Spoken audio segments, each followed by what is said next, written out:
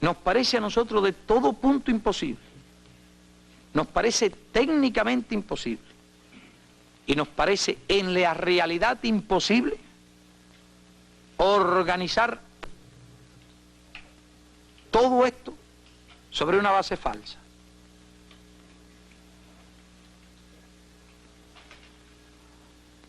Se puede hacer muchas imitaciones, pero es imposible hacer una imitación de lo que constituye casi los rasgos más sutiles de la personalidad, del gesto, de todas las cosas, la fisonomía de una persona. Y analizando todos los antecedentes, todos los detalles, todos los aspectos, diario, fotografía, noticias, la forma en que se produce la noticia, toda una serie de datos, a nuestro juicio era técnicamente imposible fabricar esas pruebas. Pero vamos un poco más lejos. En el seno del régimen boliviano hay tal cantidad de contradicciones, tal cantidad de rivalidades y tal cantidad de problemas que resulta absolutamente imposible que en el seno de ese régimen se pongan de acuerdo ni siquiera para decir una mentira. Pueden decir alguna mentira, alguna noticia, si pasó algo, si mataron a algunos guerrilleros que después no aparecen el cadáver. Muchas de esas noticias las suelen dar los gobiernos reaccionarios y no tienen mayor trascendencia. Eso en primer lugar. En segundo lugar, desde el punto de vista técnico, se necesitaría una cantidad de recursos y de experiencias que allí no existen. Pero en tercer lugar, lo más evidente de todo, ¿qué sentido tendría para ese régimen fabricar semejante noticia? ¿Qué sentido tendría para ese régimen fabricar una noticia que a los 10 días, a los 15 días, a los 20 días se iba a poner en evidencia y se iba a demostrar que era mentira? No solo es extraordinariamente difícil fabricar una mentira de una manera tan perfecta que no se descubra rápidamente, sino que además carecería de sentido el inventar semejante noticia. Pero además se les veía un poco cauteloso en eso. No hacía 10 o 12 días habían dado una noticia similar, pero la noticia duró unas horas. A las pocas horas, al otro día, la desmintieron rápidamente. Después, esta noticia empezó a circular de manera muy persistente. Se abstenían de dar una afirmación categórica. Los primeros rumores llegaban a través de fuentes, a través de periodistas, circulaban toda una serie de noticias. Y ellos se abstenían cuidadosamente de hacer una afirmación definitiva. Al parecer, estaban tratando de obtener evidencia de manera que pudieran lanzarse a hacer la afirmación oficial sin temor a equivocarse. Todas esas cosas se habían estado observando. Ya nosotros tenemos alguna experiencia interpretando todos los cables, leemos muchos cables todos nosotros, todos los días, y tenemos alguna experiencia para evaluar de acuerdo con el estilo, las características de cada gobierno, las personalidades de los gobernantes, todas esas cosas y todos esos factores para evaluar esa noticia. A ellos se les veía cauteloso.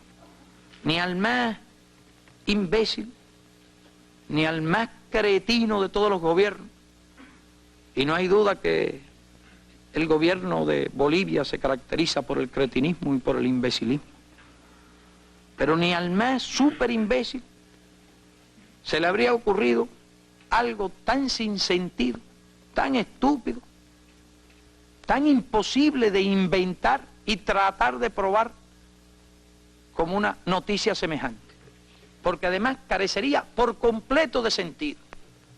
Es indiscutible que el movimiento guerrillero en Bolivia está en una fase en que la supervivencia de los guerrilleros depende fundamentalmente de su propia capacidad, depende de sus propias fuerzas, digamos. Es decir, no es un movimiento que ha llegado al punto en que se va a producir una crisis inminente y en que una mentira de esta permite a un gobierno ganar 8 o 10 días, una semana. No era esa la situación. La guerrilla está en el periodo que nosotros conocemos sobradamente bien, en que depende fundamentalmente de sus propias fuerzas. Y lo que hacen los guerrilleros cuando oyen una noticia semejante es reírse, cuando la noticia es falsa. Y por tanto no tiene ningún efecto con relación a los guerrilleros, y sí, por el contrario, tiene un efecto y casi inmediato con relación al poco prestigio, a la poca credulidad con que pueda contar alguno de esos gobiernos. Hago este razonamiento para comprender que ese tipo de noticias es absolutamente ilógico, que nadie trate de inventarla. Un poco para considerar los móviles por los cuales una noticia como esta se puede inventar.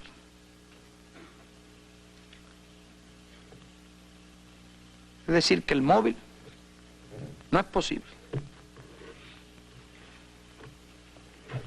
Y la coincidencia del diario, el contenido del diario, la zona donde el diario habla, donde están, la fotografía que no entrega el gobierno sino que toman los periodistas. Toda una serie de características nos permiten haber llegado a la conclusión absoluta de que la noticia es amargamente cierta. Lógicamente, la tendencia de cualquier persona ante una noticia que se relaciona con alguien al que se le tiene un gran cariño, esa tendencia innata es a rechazar. Y a nosotros en un grado considerable nos ocurrió eso en los primeros momentos.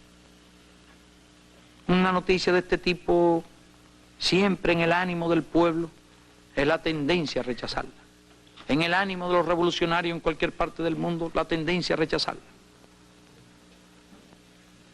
Pero además a esto se une la circunstancia del poco crédito, el absolutamente ningún prestigio con que ese gobierno cuenta, que contribuían a poner en duda la noticia, además de esta circunstancia emocional que conlleva el rechazo instintivo de una noticia de esta índole. Tal es el descrédito de ese gobierno que incluso muchos de sus aliados, entre ellos el propio imperialismo yanqui, muchos de los gobiernos que son similares al gobierno de Bolivia, inicialmente leían la noticia y decían que no estaban seguros, que no lo creían y adoptaban una actitud muy cautelosa. Después, lógicamente, empezaron a adoptar una actitud cuando pudieron tener en sus manos elementos de juicio que les daban alguna seguridad o les daban la seguridad de la noticia. Pero mientras no tuvieron en sus manos esos elementos de juicio, casi puede decirse que de una manera general se abstenían de avalar la noticia procedente de Bolivia.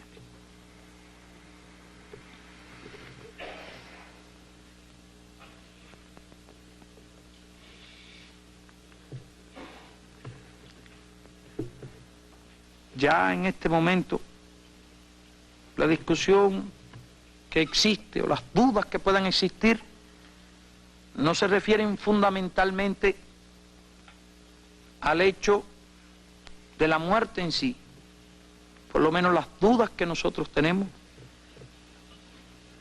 sino que se refieren a la forma en que ocurrió la muerte, a las circunstancias que puedan haber conllevado a ese desenlace. Debemos decir, las personas que conocemos íntimamente a Ernesto Guevara, y decimos conocemos, porque realmente de Ernesto Guevara nunca se podrá hablar en pasado.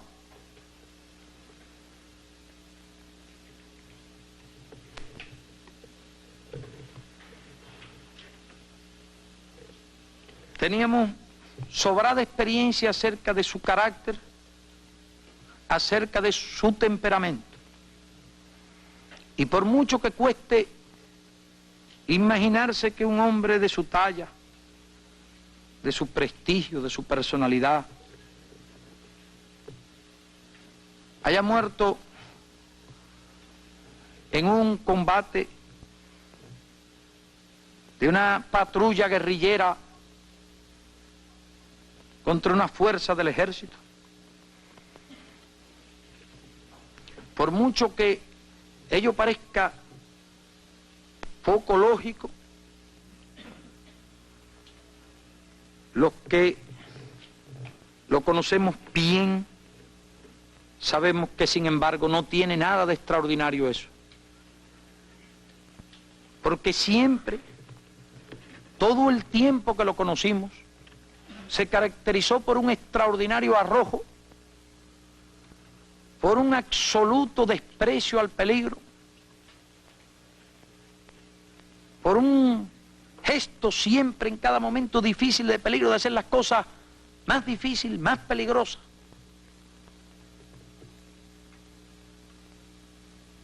Y así lo hizo en numerosas ocasiones durante toda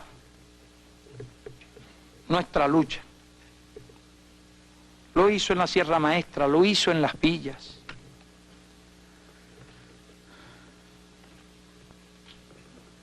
Muchas veces nosotros tuvimos que, de alguna manera o de otra, adoptar medidas para preservarlo. En más de una ocasión tuvimos que oponernos a la realización de algunas de las acciones que quería llevar a cabo. Y sobre todo, en la medida en que íbamos apreciando sus magníficas condiciones de combatiente y la posibilidad de que pudiese servir a la revolución en tareas o misiones de la mayor importancia estratégica, tratábamos de preservarlo de los riesgos de caer en algún combate de no mucha importancia estratégica. Y así fue como en cierta medida llegó al momento en que se le hizo comandante de una de las columnas invasoras, para cumplir una tarea tan difícil, una proeza tan singular como fue la invasión hasta la provincia de Las Villas. Los que lo conocieron allí saben de la forma en que actuó en numerosas acciones. Y nosotros debemos decir que siempre nos preocupó la posibilidad de que ese temperamento, ese gesto suyo siempre presente en todos los momentos de peligro, lo pudiesen llevar a la muerte en cualquier combate. Nadie nunca podía estar seguro, siquiera, de que adoptara un mínimo de medidas de cuidado. Muchas veces se iba adelante en alguna patrulla de exploración.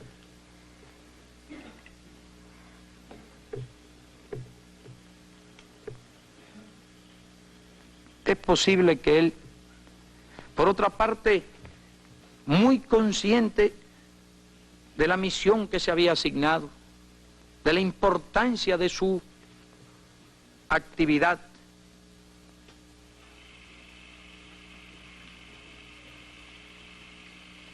Pensara, como pensó siempre, en el valor relativo de los hombres y en el valor insuperable del ejemplo.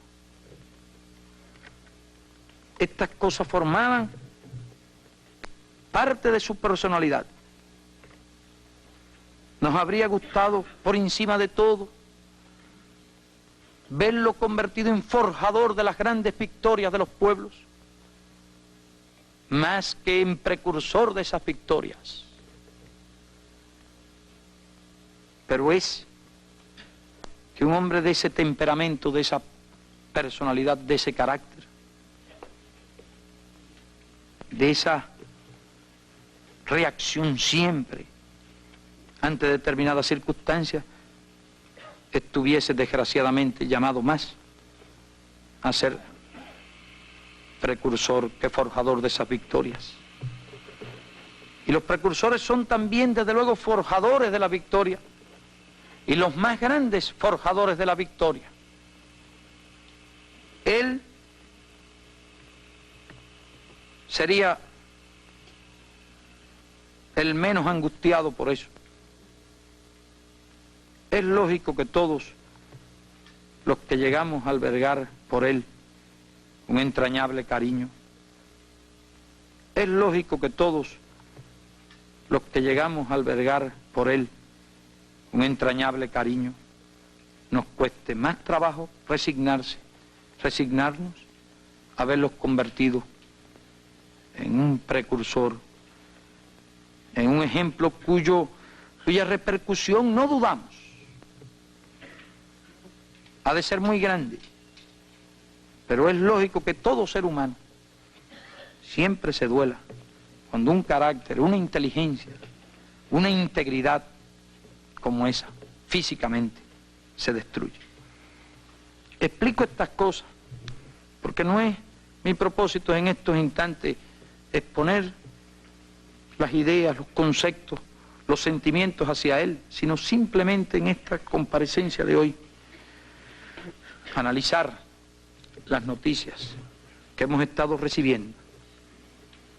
Pero decía que a nadie en absoluto le debe extrañar que en un combate con una tropa guerrillera, entre los primeros pueda haber caído él,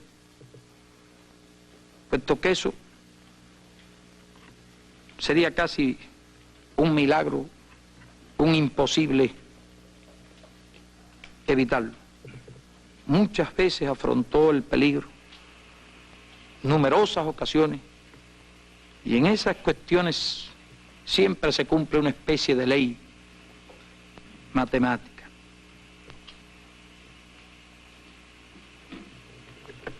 Por tanto, no era una noticia que pudiéramos considerar imposible que se produjera.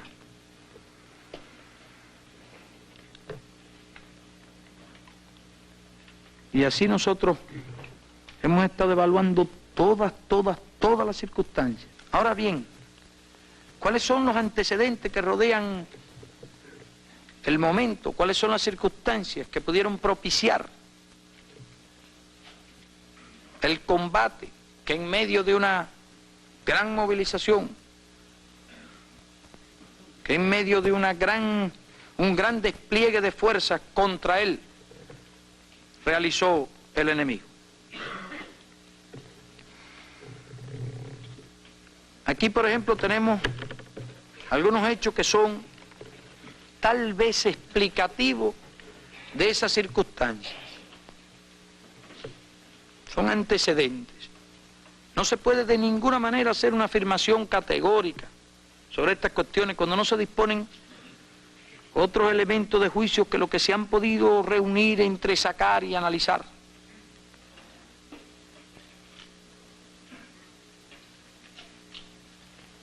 En medio de un mar de noticias, un verdadero mar de cables,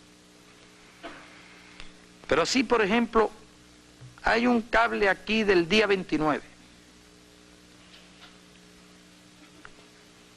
que dice así: una alta fuente militar confirmó hoy que el ejército boliviano está firmemente convencido de que tiene acorralado al revolucionario argentino-cubano Ernesto Che Guevara en un cañón selvático a unos 128 kilómetros de aquí.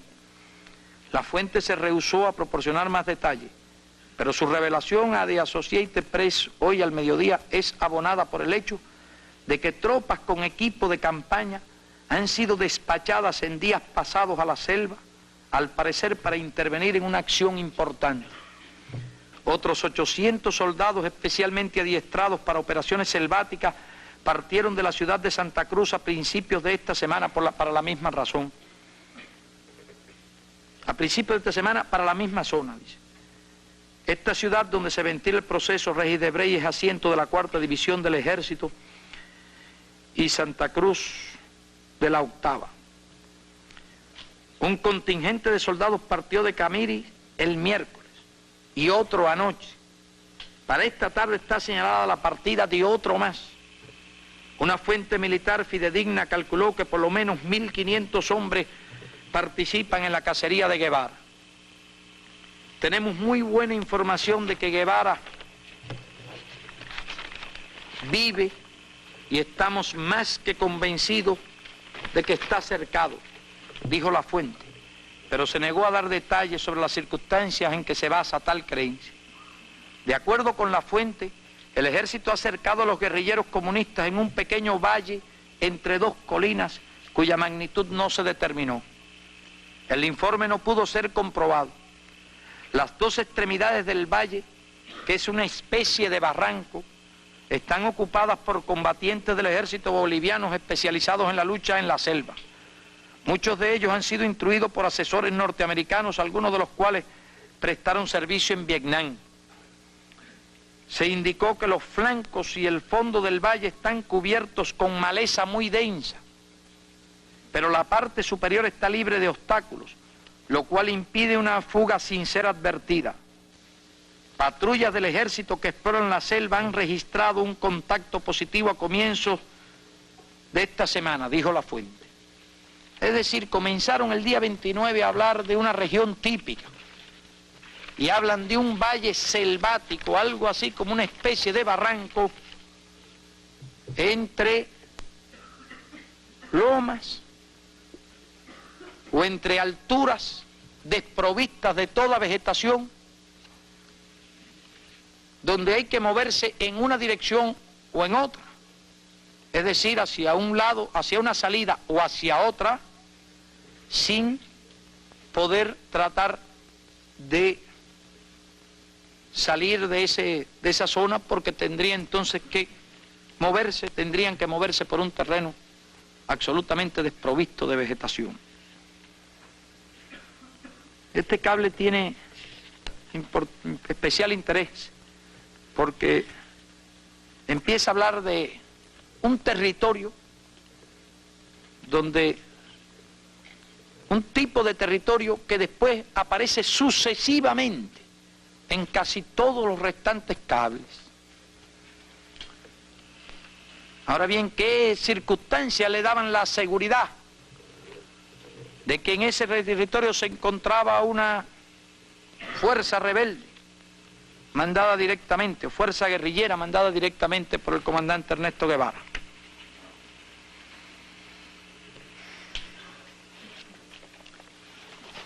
Aquí hay una noticia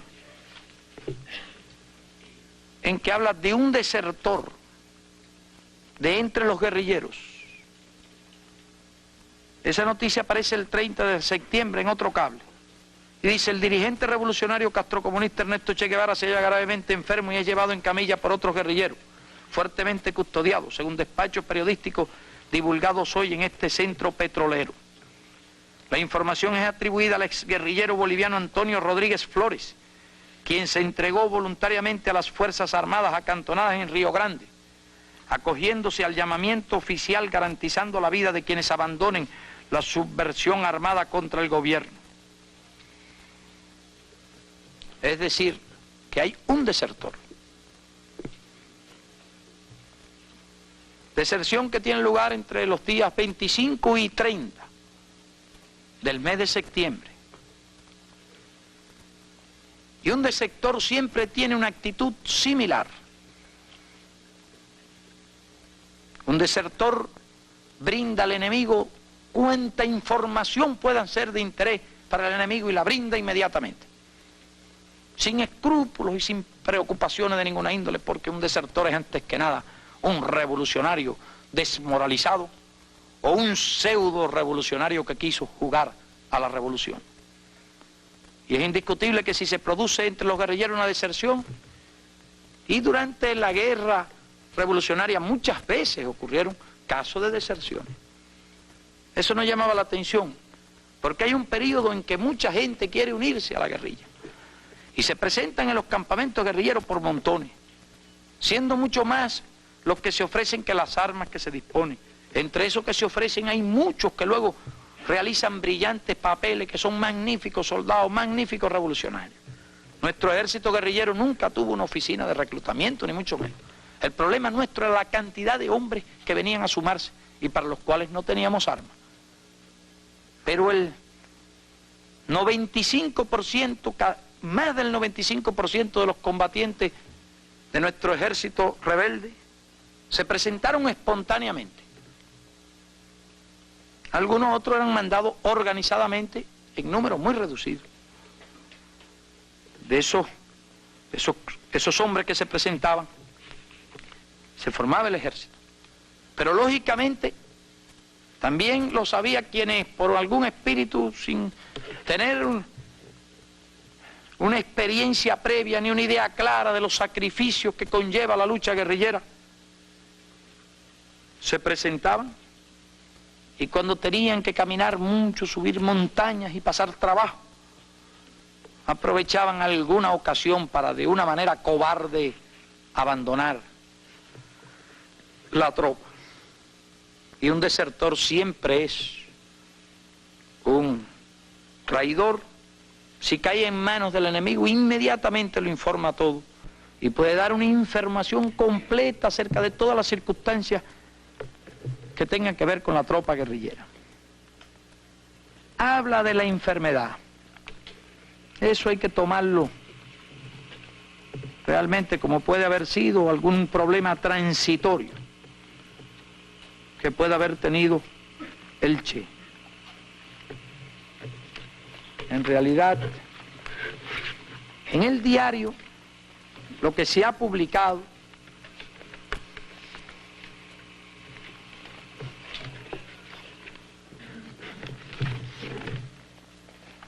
por ejemplo, en la parte del diario publicada, que apareció la copia fotostática, del día 1,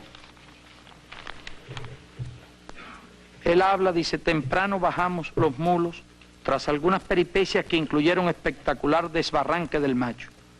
El médico no se haya repuesto, pero yo sí y camino perfectamente llevando a la mula. Y sigue exponiendo algunas otras cosas. Es decir, que él habla en el día 1 de septiembre de que se ha repuesto y que se siente perfectamente bien. Y en los partes del diario relacionados los 2 días que precedieron a su muerte, habla como una persona que está en perfectas condiciones de salud. Es decir, que en ese momento no existía ninguna veracidad en la posibilidad de que estuviese enfermo. Pero lógicamente un desertor puede haber explicado si estuvo enfermo un tiempo atrás, todas esas cuestiones. Y sobre todo lo que puede interesar más al enemigo, la ubicación exacta de la región o de la zona o del punto donde se encuentra la fuerza guerrillera.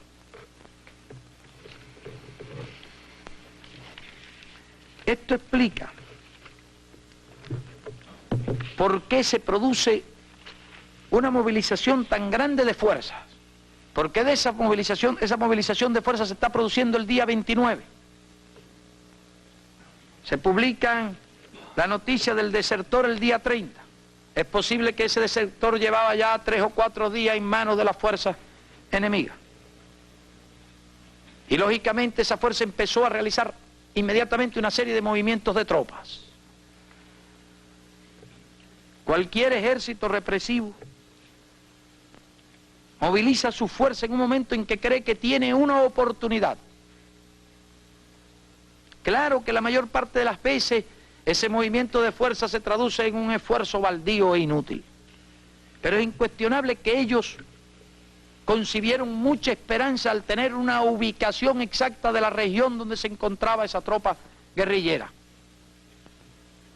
puesto que comenzaron a realizar una serie de movimientos de tropas muy fuertes y a concebir una gran esperanza de que iban a obtener un éxito táctico allí contra la guerrilla. Es curioso que el 7 de octubre de 1967 también apareciera en el New York Times un escrito, es decir, aparece la víspera del combate, en la edición del domingo. Este sale en la edición del domingo, día 8 de octubre, es decir, sale por la mañana el mismo día del combate. Y lo titula La última resistencia de Che Guevara. Dice Camira y Bolivia. Aún para un hombre que ha viajado tanto como Ernesto Guevara, el desierto callejón sin salida, donde los Andes disminuyen hacia la cuenca del Amazonas, es un lugar bastante distante de cualquier parte. Dice, el sol resplandece a diario sobre el polvoriento valle, calentando la tierra y la zarza, los abundantes insectos, gigantescas moscas y mosquitos, arañas, etc. Pican, abundan en el silencio reinante, y hace toda una descripción más o menos de esas regiones. Dice, el polvo y las picadas de insectos convierten la piel de todo ser humano en una capa de miseria. Dice, la áspera vegetación, seca y cubierta de espinas, hace que todo movimiento sea prácticamente imposible, con excepción de los trillos y las orillas de los ríos que se encuentran estrechamente vigiladas. Según los reportes militares recibidos, el comandante cubano y 16 compañeros de guerrilla han sido embotellados en el valle mediante un estrecho cerco de fuerzas armadas desde hace 2 semanas. Los militares bolivianos sustentan la opinión de que el comandante Guevara no saldrá con vida. De muchas maneras, la situación del comandante Guevara en su infernal desfiladero a 120 millas al noroeste del puesto militar puede servir como una metáfora para la revolución armada en el hemisferio, etcétera, etcétera. Es decir, que lo mismo que expresa esta información del día 29, en que habla de los movimientos de tropas, perfectamente explicada por la noticia de un desertor que aparece publicada el día 30, se repite en agentes de prensa extranjera que están allí muy bien relacionados con el mando militar y que insiste en el valle, en el barranco de Selvático con las áreas descubiertas.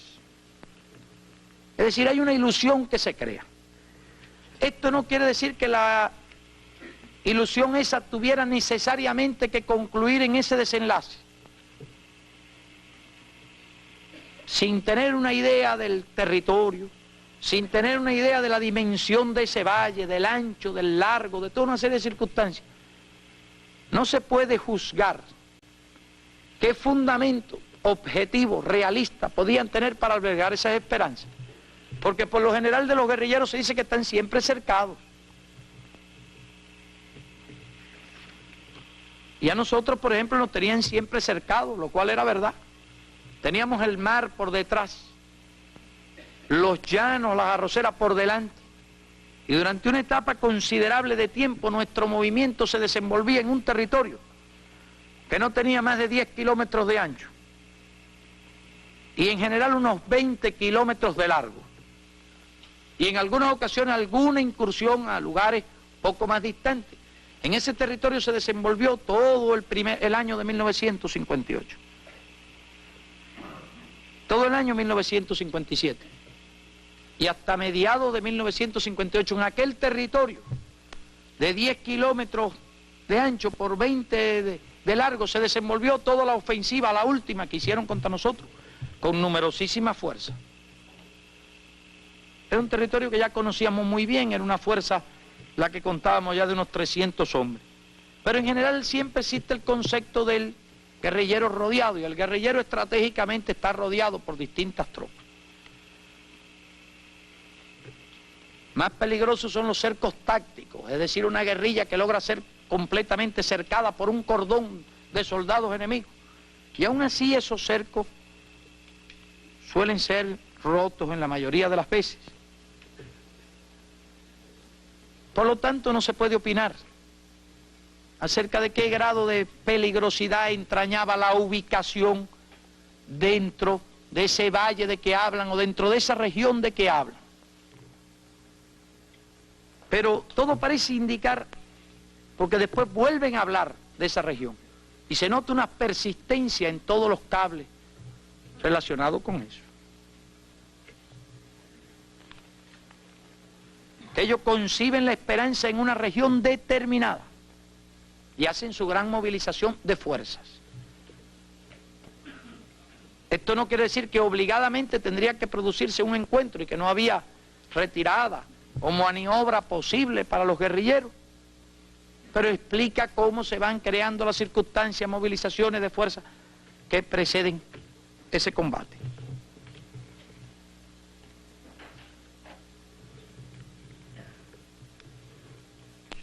Es decir, que aquí hay ya desde casi 2 semanas prácticamente antes del combate, toda una serie de, una cierta euforia y toda una serie de movimientos de tropas hacia aquella región. ¿Cómo es la región exactamente? No lo sabemos. ¿Qué otras regiones o qué obstáculos naturales la delimitaban? No lo sabemos.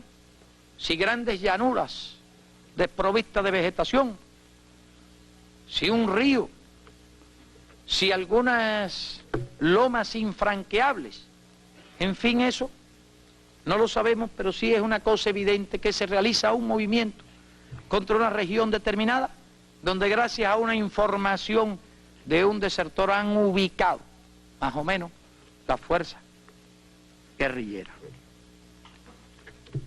Después vienen los cables en que hablan,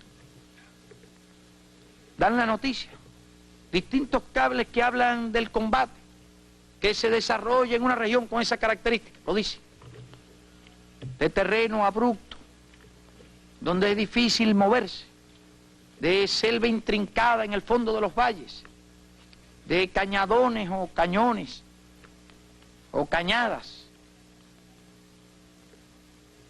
Y se dan la noticia del combate en una región similar a esa. En los escritos del día 6 y del día 7, en el diario se habla de un territorio como ese. Y así en el diario, el 6 de octubre, dice, las exploraciones demostraron que tenemos una casa muy cerca, pero que también que hay algunas partes que no se han podido de la copia fotostática traducir prácticamente, aparte de la letra, el che, muy pequeña,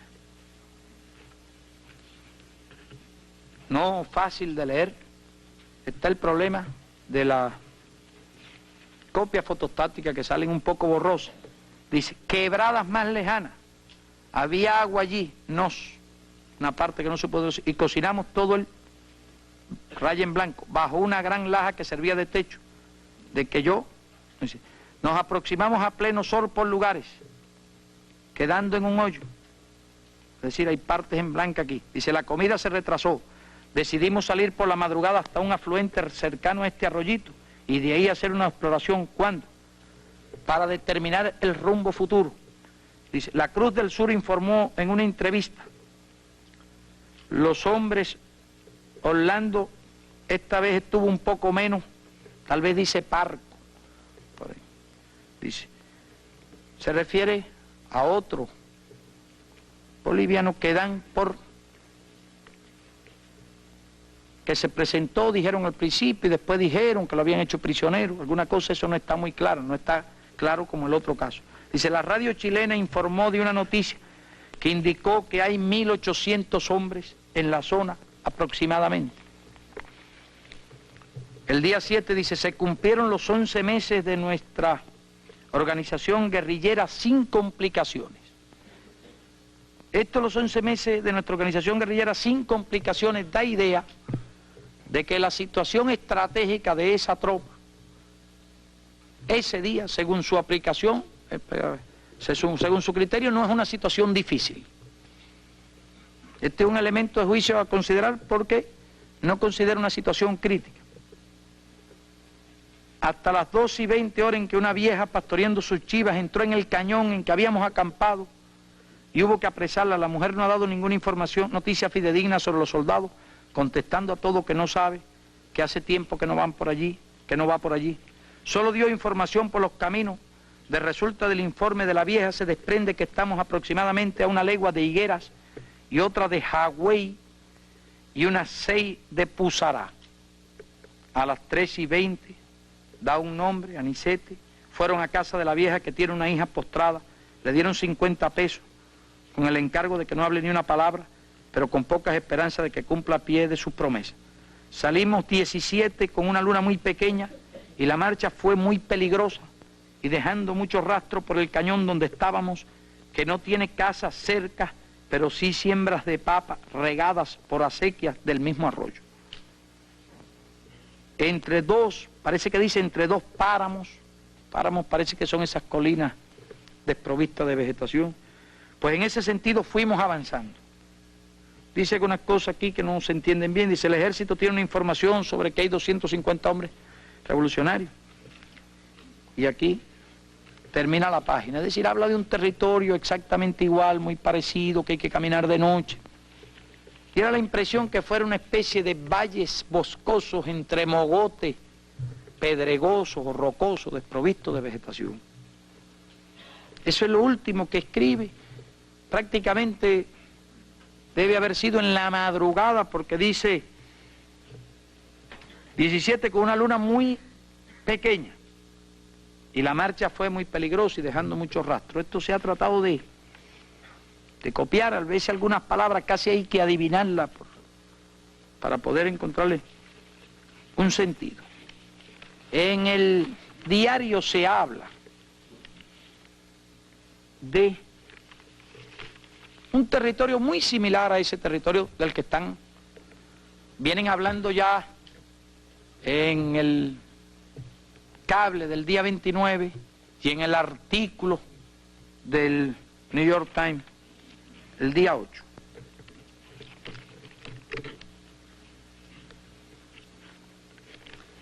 Luego aparecen muchos cables y todos siempre se refieren a un tipo de territorio como ese.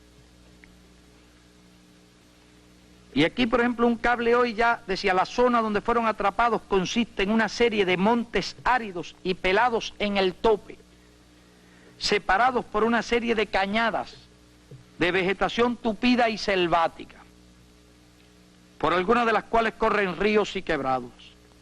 El único movimiento de los guerrilleros para desplazarse era, por tanto, seguir estas cañadas, en tanto que la táctica de las tropas regulares para reducirlos era ir cerrando las salidas en un gran cerco que se ha ido estrechando. En ningún momento los guerrilleros podían trepar a las cumbres de los montes porque instantáneamente serían descubiertos. La guerrilla de Guevara fue cercada el domingo 8 de octubre hacia el mediodía en una de tales hondonadas, entre dos bocas dominadas por los Rangers. En el 29 hablan de un valle solo.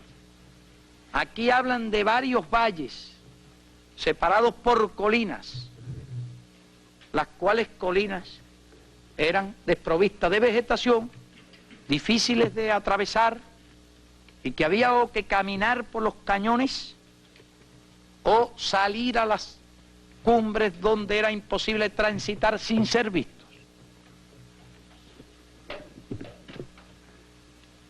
Naturalmente que los guerrilleros al parecer estaban por una zona nueva. Lo demuestra el mismo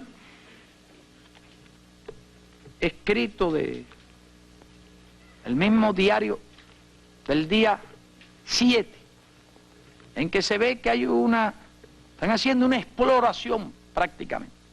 Está el Che con 16 hombres más, porque dice salimos 17. y está haciendo una exploración del territorio.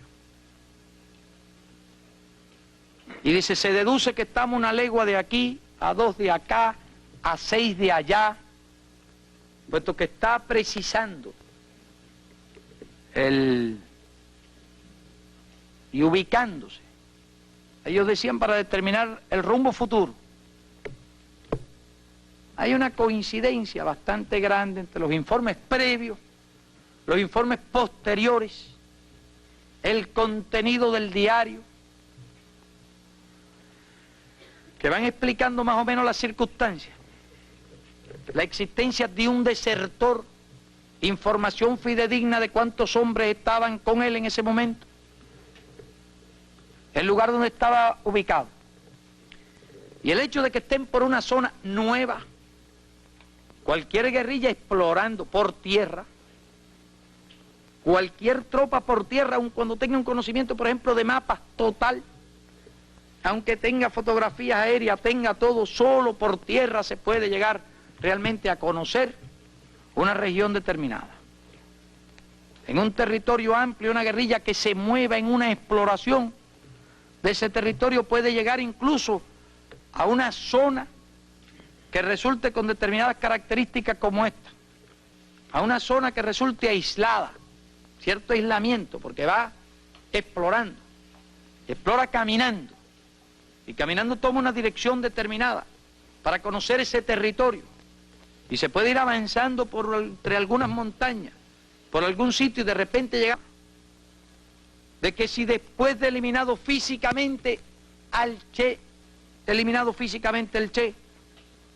pudieran disipar todo el impacto de su conducta, de su ejemplo, de su consecuente y heroica línea revolucionaria, y diluir ese ejemplo, ese impacto, ese hecho, en el misterio, en la incertidumbre, en la ilusión, y que puedan transcurrir 5 años, 10 años, 15 años y 20 años, y que su ejemplo quedara diluido en ese misterio, entre la duda y la esperanza, esperanza natural y esperanza lógica en todas las personas a quienes esa muerte resulte particularmente dolorosa, esperanza lógica en los simpatizantes, admiradores y en los revolucionarios de todo el mundo. El imperialismo seguro de que se ha librado físicamente del Che, su mayor aspiración podría librarse también espiritualmente del Che. Encontrar alguna forma sutil de diluir en una vana ilusión que ningún hecho ulterior podrá comprobar y que sí podría servir en cambio para especulaciones, juegos y rejuegos de noticias y de fantasiosos que empezaron a decir lo vimos aquí, lo vimos allá. Cuando la fantasía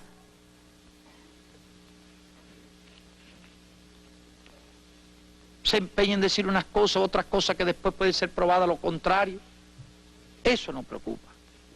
Durante mucho tiempo todo género de lucubraciones y fantasías se esgrimieron, y todo género de versiones y de interpretaciones acerca de la ausencia del Che. Montones de todo tipo de groseras afirmaciones, indecentes calumnias. Nunca eso nos llegó a preocupar fundamentalmente, porque los hechos, las realidades, algún día echarían por tierra todas las teorías y todas las interpretaciones de los equivocados de buena o de mala fe. No nos preocupaba, pero sí nos tiene que preocupar el hecho de que se pueda suscitar una ilusión sobre una base falsa que ningún hecho en la realidad podría contradecir y que solo serviría para diluir en los años y en el más insondable de los misterios el impacto de uno de los ejemplos más extraordinarios que se ha conocido en la historia de lealtad a los principios revolucionarios, de integridad, de valor, de desprendimiento, de desinterés. Porque los cantos de victoria de los imperialistas, de que eso va a servir para desalentar la lucha revolucionaria, no tardarán en ser desmentidos por los hechos. Los imperialistas saben también la fuerza del ejemplo, la tremenda fuerza del impacto, y los imperialistas saben que si un hombre físicamente puede ser eliminado, un ejemplo como ese, nada ni nadie lo puede eliminar jamás. Y es lógico que se sientan profundamente preocupados. Ha sido universal el reconocimiento a las virtudes del Che. Periódicos de todas las tendencias y de todas las corrientes. Solo por excepción entre cientos de opiniones se puede encontrar alguna opinión grosera de algún malvado. Porque la vida del Che ha tenido la virtud incluso de impresionar y sembrar la admiración entre sus peores enemigos ideológicos.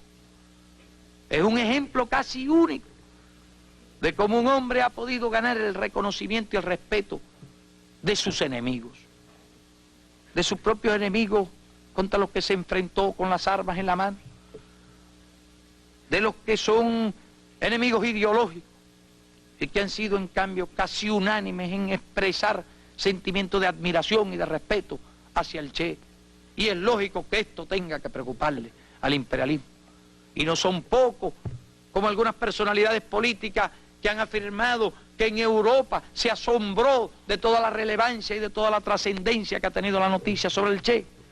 Es como una especie de despertar a las realidades de estos tiempos. Y nosotros creemos sinceramente y opinamos que aunque el deber de decirle la verdad está por encima de que pueda convenir o no pueda convenir, y esa era nuestra actitud, debemos expresarle a los revolucionarios cuál es nuestra convicción, nuestra absoluta seguridad, nuestra evaluación de la noticia. Y además, alerta para que no pueda el imperialismo utilizar la duda en su beneficio, para que no pueda el imperialismo utilizar la duda y llevar a la inacción, a la incertidumbre, porque incluso es posible que el hecho de que no exista en muchos revolucionarios la convicción o exista la duda sobre la noticia, puede haberlo inhibido de expresarse, porque ningún revolucionario mientras tiene una esperanza acepta una noticia de esa índole. Y nosotros sabemos que los revolucionarios tienen confianza en la revolución cubana. Los revolucionarios tienen en todo el mundo una verdadera confianza en la palabra de la revolución cubana. Y nosotros hemos venido una vez más a hacer buena esa confianza, a hacer valedero esa fe que tienen en la honradez o ultrance de esta revolución. Y por amargo que resulte, por doloroso incluso cuando circunstancias como las que exponía se presentan, de duda entre familiares allegados, no tengamos vacilación en cumplir ese deber. Pero además, ¿qué sentido tendría para los revolucionarios mantener ilusiones falsas? ¿Qué se ganaría con ello? ¿Es acaso que los revolucionarios no debemos ser los más preparados para todas las circunstancias, para todas las vicisitudes, para todos los reveses incluso? ¿Es que acaso la historia de las revoluciones o de los pueblos revolucionarios se ha caracterizado por la ausencia de golpes duros? ¿Es que acaso los verdaderos revolucionarios no son los que se sobreponen a esos golpes, a esos reveses y no se desalientan? ¿Es que acaso no somos los revolucionarios precisamente los que pregonamos el valor de los principios morales, el valor del ejemplo? ¿Es que no somos acaso los revolucionarios los que creemos en la perdurabilidad de la obra de los hombres, de los principios de los hombres? ¿Es que no somos los revolucionarios los primeros que empezamos por reconocer lo efímero de la vida física de los hombres? y lo perdurable y duradero de las ideas, la conducta y el ejemplo de los hombres. Si ha sido el ejemplo el que ha inspirado y ha guiado a los pueblos a través de la historia. Y así ocurrió siempre. Ni los golpes más duros, durísimos golpes recibió nuestra revolución libertadora con la muerte de Martí y con la muerte de Maceo. Y recibieron muchos movimientos revolucionarios y siempre se sobrepusieron a los revés y a los golpes, por duro que fuese. ¿Quién podría negar lo que significa el golpe, que es la muerte del Che para el movimiento revolucionario? El no poder contar ahora con su experiencia, con su inspiración, con esa fuerza de su prestigio que imponía temor a los reaccionarios. Es un golpe fuerte, muy duro. Pero sin embargo, nosotros estamos seguros de que él era, más que nadie, un convencido de que la vida física de los hombres no es lo principal, sino su conducta. Y sólo así se explica, sólo así encaja dentro de su personalidad y su acción ese desprecio absoluto por el peligro.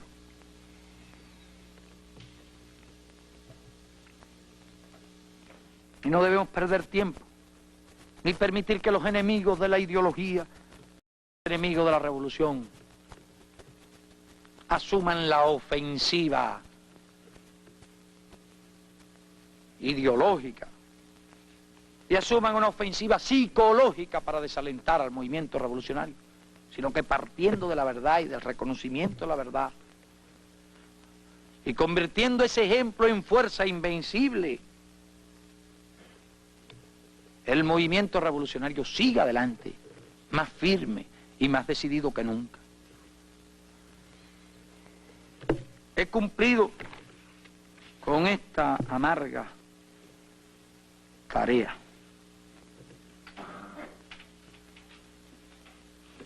No es tal vez un análisis absolutamente exhaustivo, pero basta decir que nosotros, analizando todo, absolutamente todo, todos nosotros, todos los dirigentes de la revolución, todos los que conocemos íntimamente la personalidad del Che, todos hemos llegado de una manera unánime, sin la menor duda, a esta misma conclusión que les he expresado. Y en el día de hoy se reunió el Consejo de Ministros y adoptó el siguiente acuerdo. Por cuanto el heroico comandante Ernesto Guevara murió combatiendo por la liberación de los pueblos de América al frente del Ejército de Liberación de Bolivia. Por cuanto el pueblo de Cuba recordará siempre los extraordinarios servicios que prestó el comandante Ernesto Guevara, tanto en nuestra guerra liberadora como en la consolidación y avance de nuestra revolución. Por cuanto su conducta encarna el sentimiento internacionalista que inspira la lucha solidaria de los pueblos.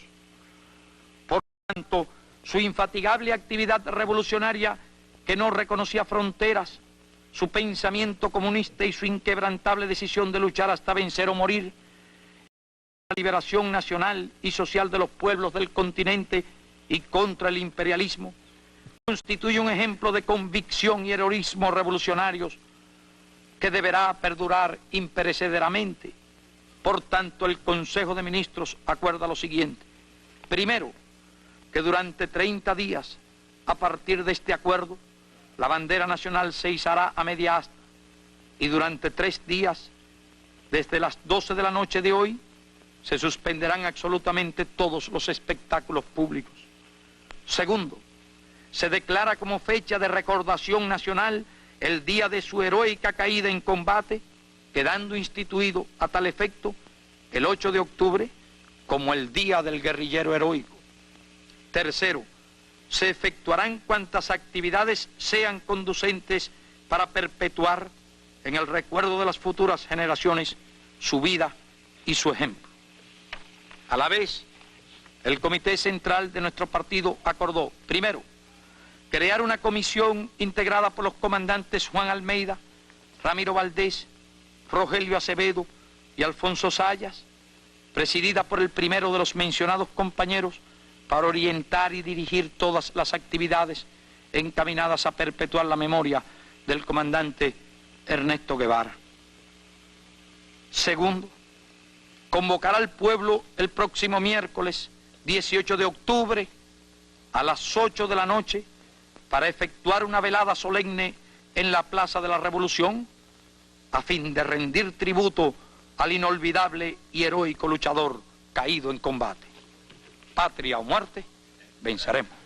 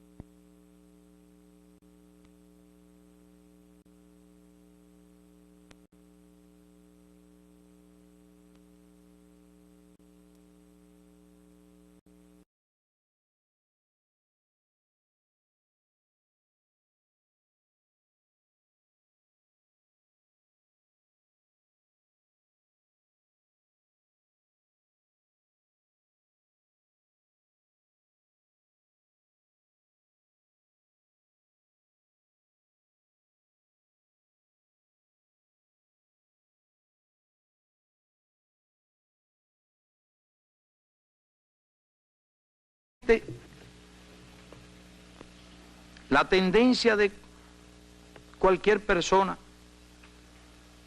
ante una noticia que se relaciona con alguien al que se le tiene un gran cariño, esa tendencia innata es a rechazar. Y a nosotros en un grado considerable nos ocurrió eso en los primeros momentos. Una noticia de este tipo, siempre en el ánimo del pueblo, es la tendencia a rechazarla. En el ánimo de los revolucionarios en cualquier parte del mundo, la tendencia a rechazarla. Pero además a esto se une la circunstancia del poco crédito, el absolutamente ningún prestigio con que ese gobierno cuenta, que contribuían a poner en duda la noticia, además de esta circunstancia emocional que conlleva el rechazo instintivo de una noticia de esta índole. Tal es el descrédito de ese gobierno que incluso muchos de sus aliados, entre ellos el propio imperialismo yanqui, muchos de los gobiernos que son similares al gobierno de Bolivia, inicialmente leían la noticia y decían que no estaban seguros, que no lo creían y adoptaban una actitud muy cautelosa. Después, lógicamente, empezaron a adoptar una actitud cuando pudieron tener en sus manos elementos de juicio que les daban alguna seguridad o les daban la seguridad de la noticia. Pero mientras no tuvieron en sus manos esos elementos de juicio, casi puede decirse que de una manera general se abstenían de avalar la noticia procedente de Bolivia.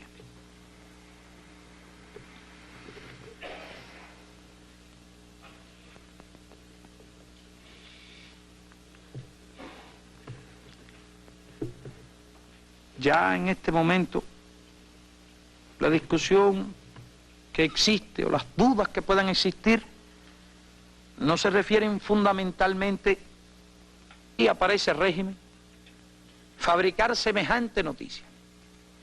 ¿Qué sentido tendría para ese régimen fabricar una noticia que a los 10 días, a los 15 días, a los 20 días se iba a poner en evidencia y se iba a demostrar que era mentira? No solo es extraordinariamente difícil fabricar una mentira de una manera tan perfecta que no se descubra rápidamente, sino que además carecería de sentido el inventar semejante noticia. Pero además se les veía un poco cauteloso en eso. No hacía 10 o 12 días habían dado una noticia similar, pero la noticia duró unas horas. A las pocas horas, al otro día, la desmintieron rápidamente. Después, esta noticia empezó a circular de manera muy persistente. Se abstenían de dar una afirmación categórica. Los primeros rumores llegaban a través de fuentes, a través de periodistas, circulaban toda una serie de noticias. Y ellos se abstenían cuidadosamente de hacer una afirmación definitiva. Al parecer, estaban tratando de obtener evidencia de manera que pudieran lanzarse a hacer la afirmación oficial sin temor a equivocarse. Todas esas cosas se habían estado observando. Ya nosotros tenemos alguna experiencia interpretando todos los cables, leemos muchos cables todos nosotros, todos los días, y tenemos alguna experiencia para evaluar de acuerdo con el estilo, las características de cada gobierno, las personalidades de los gobernantes, todas esas cosas y todos esos factores para evaluar esa noticia. A ellos se les veía cauteloso. Ni al más imbécil, ni al más cretino de todos los gobiernos, y no hay duda que el gobierno de Bolivia se caracteriza por el cretinismo y por el imbecilismo, pero ni al más súper imbécil se le habría ocurrido algo tan sin sentido, tan estúpido, tan imposible de inventar y tratar de probar al hecho de la muerte en sí. Por lo menos las dudas que nosotros tenemos, sino que se refieren a la forma en que ocurrió la muerte, a las circunstancias que puedan haber conllevado a ese desenlace. Debemos decir, las personas que conocemos íntimamente a Ernesto Guevara, y decimos conocemos, porque realmente de Ernesto Guevara nunca se podrá hablar en pasado.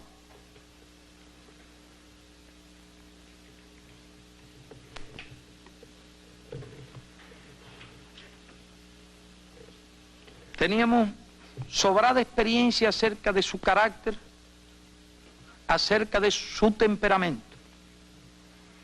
Y por mucho que cueste imaginarse que un hombre de su talla, de su prestigio, de su personalidad,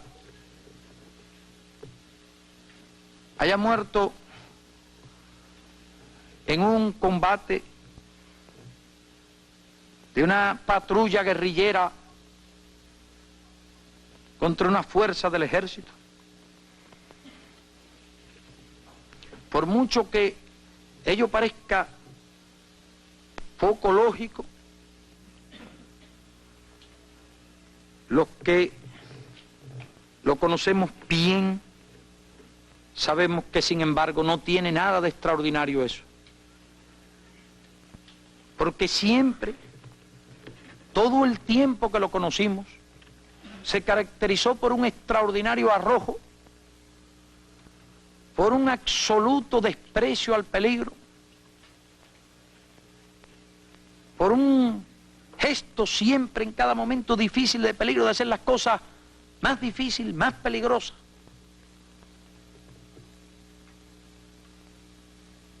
Y así lo hizo en numerosas ocasiones durante toda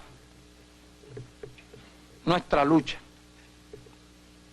Lo hizo en la Sierra como una noticia semejante, porque además carecería por completo de sentido. Es indiscutible que el movimiento guerrillero en Bolivia está en una fase en que la supervivencia de los guerrilleros depende fundamentalmente de su propia capacidad, depende de sus propias fuerzas, digamos. Es decir, no es un movimiento que ha llegado al punto en que se va a producir una crisis inminente y en que una mentira de esta permite a un gobierno ganar 8 o 10 días, una semana. No era esa la situación. La guerrilla está en el periodo que nosotros conocemos sobradamente bien, en que depende fundamentalmente de sus propias fuerzas. Y lo que hacen los guerrilleros cuando oyen una noticia semejante es reírse, cuando la noticia es falsa. Y por tanto no tiene ningún efecto con relación a los guerrilleros, y sí, por el contrario, tiene un efecto y casi inmediato con relación al poco prestigio, a la poca credulidad con que pueda contar alguno de esos gobiernos. Hago este razonamiento para comprender que ese tipo de noticias es absolutamente ilógico que nadie trate de inventarla. Un poco para considerar los móviles por los cuales una noticia como esta se puede inventar.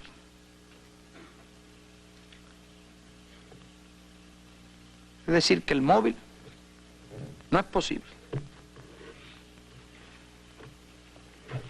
Y la coincidencia del diario, el contenido del diario, la zona donde el diario habla, donde están, la fotografía que no entrega el gobierno sino que toman los periodistas. Toda una serie de características nos permiten haber llegado a la conclusión absoluta de que la noticia es amargamente cierta. Lógicamente,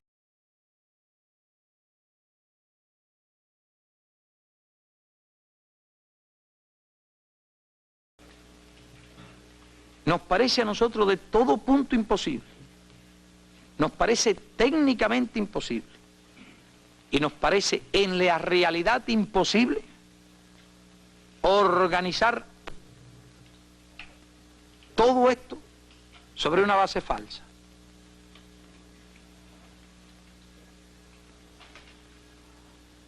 Se puede hacer muchas imitaciones, pero es imposible hacer una imitación de lo que constituye casi los rasgos más sutiles de la personalidad, del gesto, de todas las cosas, la fisonomía de una persona. Y analizando todos los antecedentes, todos los detalles, todos los aspectos, diario, fotografía, noticias, la forma en que se produce la noticia, toda una serie de datos, a nuestro juicio era técnicamente imposible fabricar esas pruebas. Pero vamos un poco más lejos. En el seno del régimen boliviano hay tal cantidad de contradicciones, tal cantidad de rivalidades y tal cantidad de problemas que resulta absolutamente imposible que en el seno de ese régimen se pongan de acuerdo ni siquiera para decir una mentira. Pueden decir alguna mentira, alguna noticia, si pasó algo, si mataron a algunos guerrilleros que después no aparecen el cadáver. Muchas de esas noticias las suelen dar los gobiernos reaccionarios y no tienen mayor trascendencia. Eso en primer lugar. En segundo lugar, desde el punto de vista técnico, se necesitaría una cantidad de recursos y de experiencias que allí no existen. Pero en tercer lugar, lo más evidente de todo, ¿qué sentido tendría